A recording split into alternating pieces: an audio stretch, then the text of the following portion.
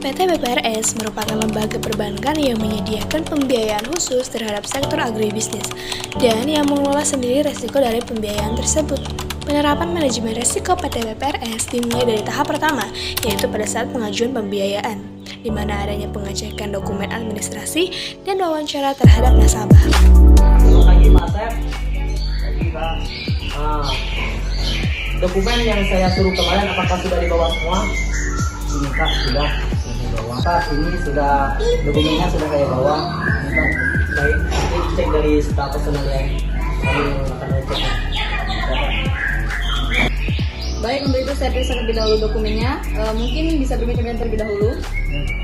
Sambil melakukan pengecekan data administrasi, biasanya staf personal lainnya akan mengajukan beberapa pertanyaan kepada nasabah dalam sesi wawancara.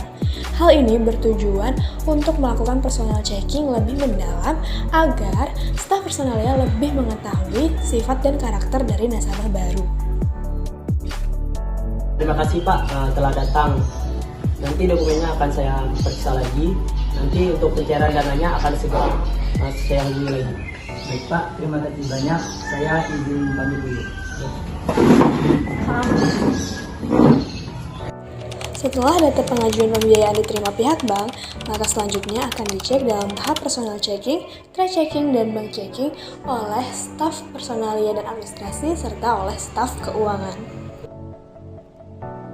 Ini data nasabah baru, tolong di personal checking. Baik, nanti data personal checkingnya saya kirim lagi.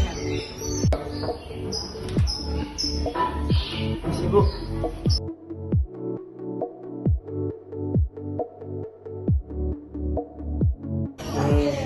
Saya mau nyerahin data nasabah hasil personal sama trading checking dari bank checking aja. Oke, siap. Nanti kalau udah di SCC saya kabarin lagi ya. Ya Bu, nanti pastinya nanti dikirim lagi. Oke. Permisi Bu. Mau minta SCC pembiayaan nasabah baru, personal trade sama banknya udah di checking, sekaligus ACC pembiayaan lanjutan petani. Kalau di lokasi di sini nanti saya ACC kalau gitu. Oke Bu. Begitulah alur kebijakan yang terdapat pada PT BPRS dalam menangani pengajuan pembiayaan nasabah. Semua datanya harus dicek dengan akurat untuk meminimalisir adanya risiko kesalahan pembiayaan. Kemudian, untuk mengevaluasi kinerja staf serta membahas risiko yang mungkin terjadi, maka diadakanlah rapat bulanan bersama Dewan Komisaris untuk melakukan analisa kuantitatif pengukuran risiko yang ada, diikuti beberapa Dewan Pengawas Risiko dan Kepala Bidang Keuangan. Baiklah, selamat pagi semuanya. Pagi Bu. Jadi saya mengumpulkan rekan-rekan semua di sini untuk melakukan rapat analisa kuantitatif terhadap pengukuran risiko. Jadi saya mendapat kabar dari Pak Naufal selaku Dewan Pengawas bahwa ada beberapa nasabah kita yang saat ini berada di lampu kuning. Jadi bagaimana Pak Naufal? Betul Bu, ada beberapa nasabah kita yang salah satunya Pak Asep yang memasuki kategori lampu kuning pelunasannya. Saya bersama Pak Tommy di sini, kami kategorikan diragukan sebab ada lebih dari 6 bulan tidak dilunasi. Sebelumnya kami sudah melakukan evaluasi ulang data-data nasabah. Setelah diidentifikasi, ternyata nasabah baru saja mengalami musibah, yaitu banjir.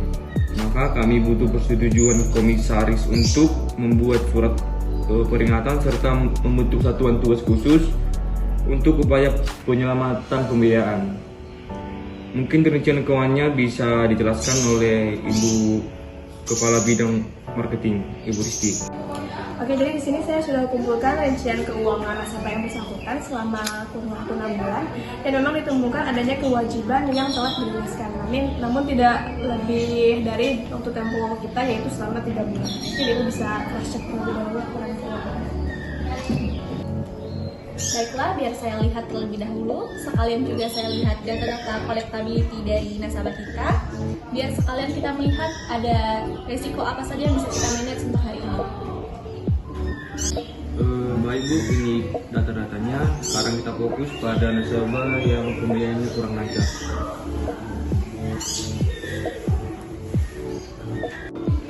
Untuk nasabah yang macet kemarin sudah kami arahkan sesuai arahan Ibu dan sudah kami urus prosedurnya.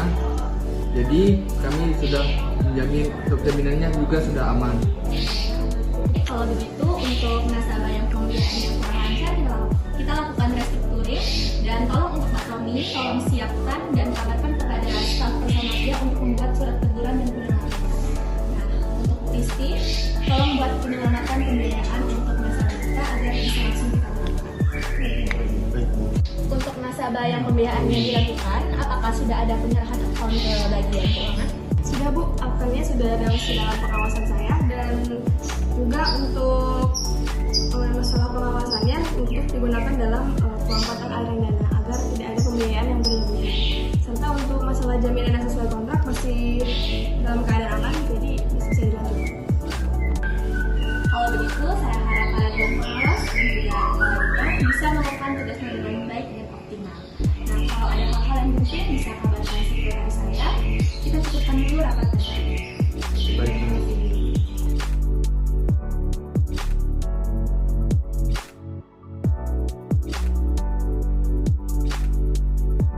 Baik, setelah rapat bersama komisaris, tadi kita perlu melakukan restrukturing untuk nasabah yang pembayarannya agak telat dan kurang lancar. Harap kalian buat surat teguran dan mengunjungi lapangan. Nanti biarkan saya membuat jaminannya.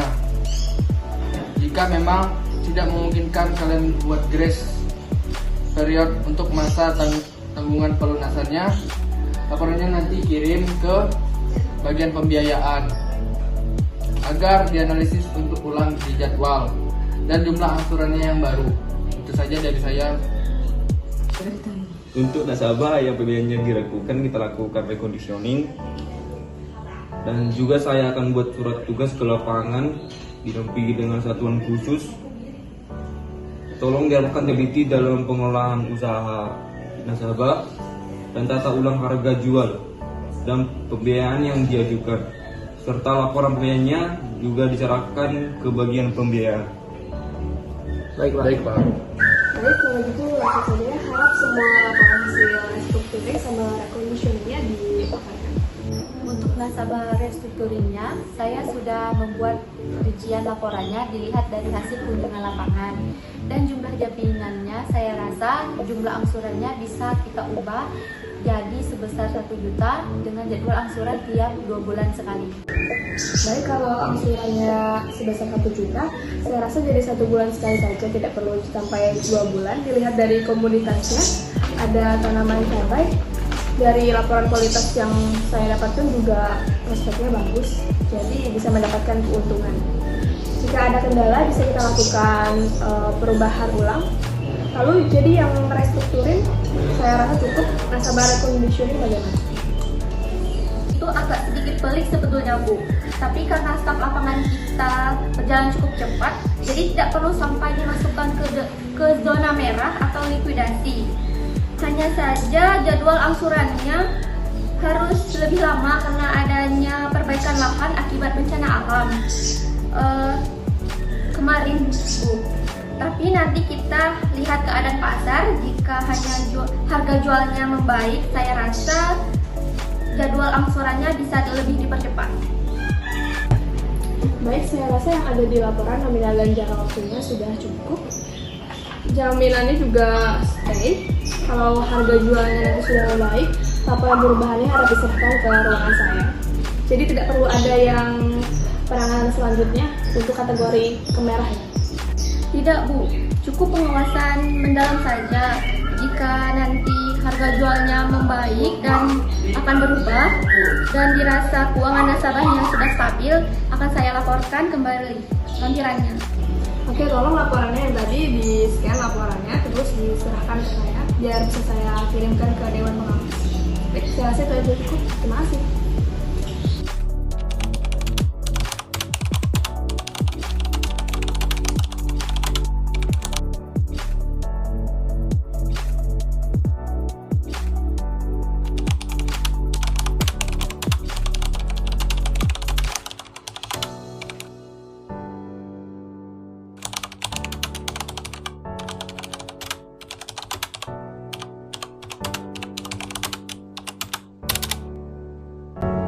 Segitu dulu ya video roleplay dari kelompok 2. Sampai jumpa di video berikutnya.